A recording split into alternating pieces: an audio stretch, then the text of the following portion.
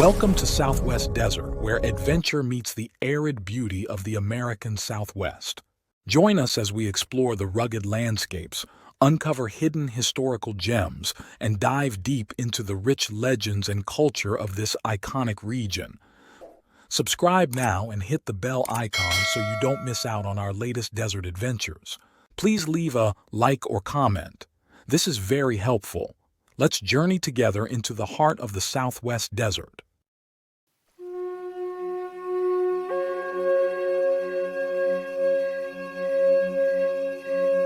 What if the most valuable discovery of your life was something you kicked away in frustration? In the rugged mountains of Arizona Territory, an elderly prospector stumbling through the gathering dusk did exactly that, hurling what may have been a fortune in gold down a mountainside, never to be seen again. This is no tall tale or prospector's fancy. This is the story of the lost bean pot placer, a tale of accidental discovery, colonial ambition, indigenous resistance, and perhaps even supernatural intervention. A story where history, folklore, and the unforgiving desert landscape of the American Southwest collide. Welcome to Southwest Desert. I'm your host, Alan, and today we're uncovering the remarkable story behind one of Arizona's most intriguing lost treasures. Our story begins with George Sears, an aging desert rat with decades of prospecting experience in the Ajo and Gunsight regions of Arizona. Like many solitary prospectors, Sears lived a simple life, forever searching for that one strike that would make his fortune. One evening, while returning to camp with firewood gathered from the lower section of a ridge west of what would later become the modern mining town of Ajo, Sears stumbled in the growing darkness. His knees scraped against sharp rocks as he fell over a partially buried object. Cursing his misfortune, he examined what had tripped him, a rusty iron pot with two handles protruding from the rocky ground. In a moment of pain-fueled rage, Sears yanked the pot from the earth and hurled it down the mountainside, where it disappeared into a patch of squaw tea bushes. He thought nothing more of it, continuing to his camp to nurse his skinned knees. Years would pass before he understood the significance of what he'd discarded so carelessly. A container potentially filled with placer gold, connected to a fascinating chapter of local history that had been preserved in indigenous oral tradition. To understand the significance of Sears' discovery, we need to travel back in time to the early settlement of the Ajo region by the Papago tribe, known today as the Tohono O'odham. The Papago established villages near natural resources, particularly near mining areas rich in minerals. Their economic activities centered around placer gold mining in local arroyos, where natural erosion processes had concentrated gold from copper ore deposits. They supplemented this mining with hunting on surrounding plains, developing a sustainable resource management system. The Papago developed trade relations with Mexican settlements to the south. Under Mexican territorial control, they would make annual trading expeditions to Caborca in the Altar district, bartering their gold directly for supplies. These well-established trade routes and relationships had functioned for generations. This system worked well until Mexican colonial authorities learned of the gold source through these trade interactions.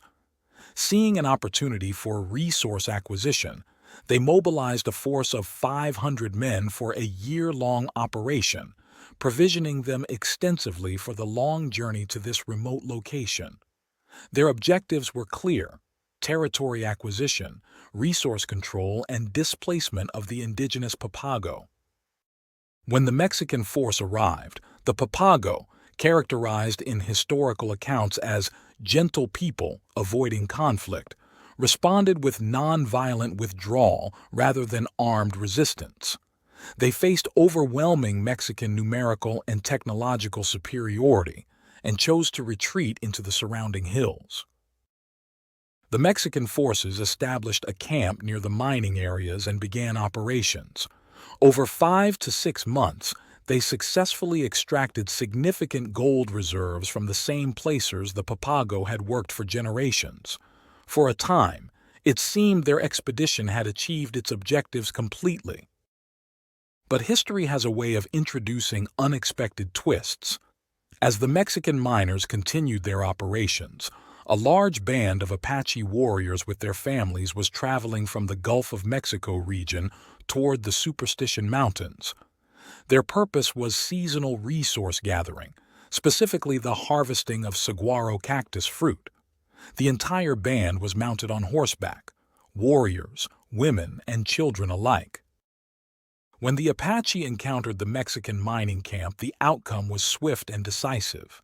The Mexicans, caught by surprise and with inadequate defensive preparations, mounted what historical accounts call a stiff fight, but their resistance gradually collapsed under the Apache assault.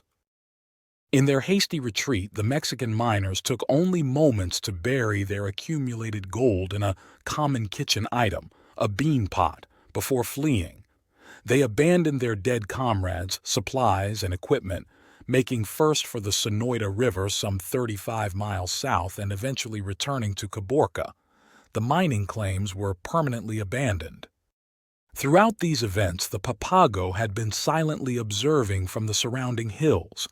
They analyzed the changing power dynamics and recognized both an opportunity in the Mexican defeat and a threat in the Apache presence. Historical enmity existed between the Papago and Apache nations, and the Papago knew they needed to act strategically.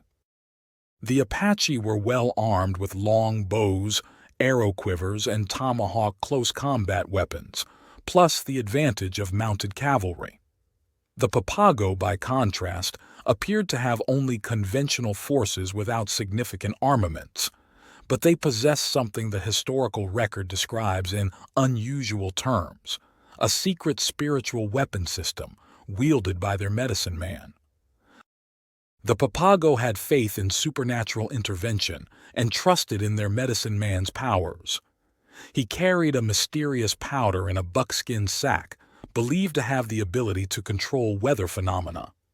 This knowledge had been protected by the tribe for generations. What happened next blends empirical history with elements that some might consider supernatural. The Papago chief gave a silent hand signal, establishing perfect discipline among his warriors. As they prepared to confront the Apache, the medicine man performed a ritual, dispersing the powder from his buckskin pouch.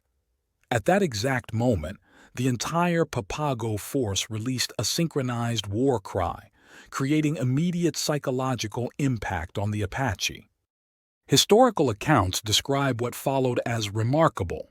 A funnel-shaped whirlwind appeared in the eastern sky and moved westward toward the Apache position. The whirlwind uprooted trees, flattened smaller vegetation, and created visual and auditory terror as it approached. The Apache warriors, stationed along an elevated ridge and silhouetted against the sky, found themselves in a vulnerable position. Their women and children were similarly exposed. Confronted by both the approaching Papago warriors and this destructive natural phenomenon, the Apache experienced what can only be described as fear. Their horses panicked and stampeded, unseating women and children from their mounts and creating logistical difficulties for withdrawal. The Papago forces advanced from the south and west, converging with the whirlwind approaching from the east. They maintained continuous war cries and effectively encircled their enemies. The Apache attempted to withdraw while trying to rescue their unseated non-combatants, but the delays proved fatal to their tactical position. The Papago achieved a complete victory. In the immediate aftermath, the Papago returned to their ancestral mining territories and discovered the abandoned Mexican supplies, sufficient resources to sustain them for nearly a year.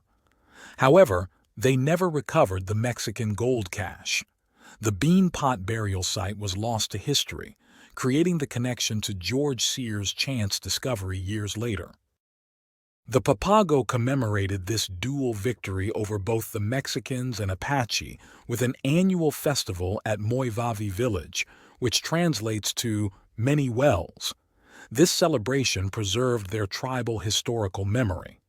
The sacred powder remained under the guardianship of successive medicine men, maintaining readiness for future defense and creating an unbroken chain of cultural knowledge that would eventually help archaeologists validate aspects of Sears' account. This remarkable story sits at the intersection of several historical threads. Archaeologically, it connects physical evidence, the bean pot Sears discovered, with oral tradition.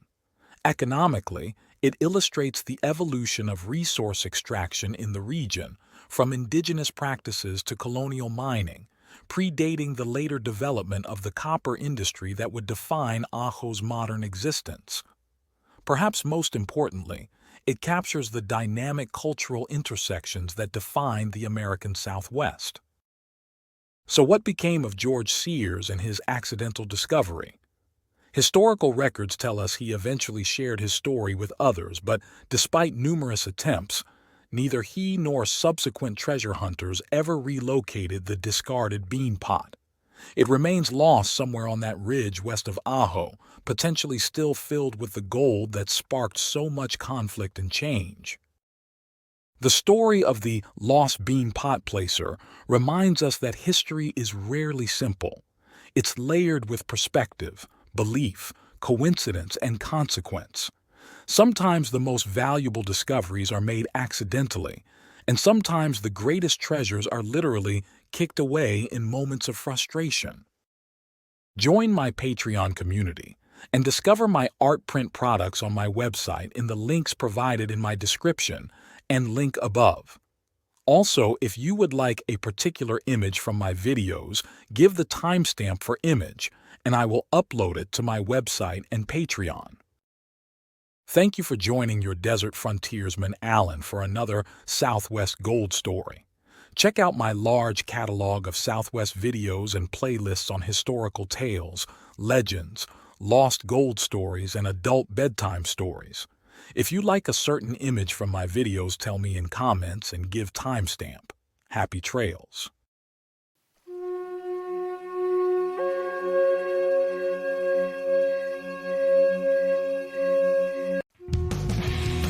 Thanks for watching.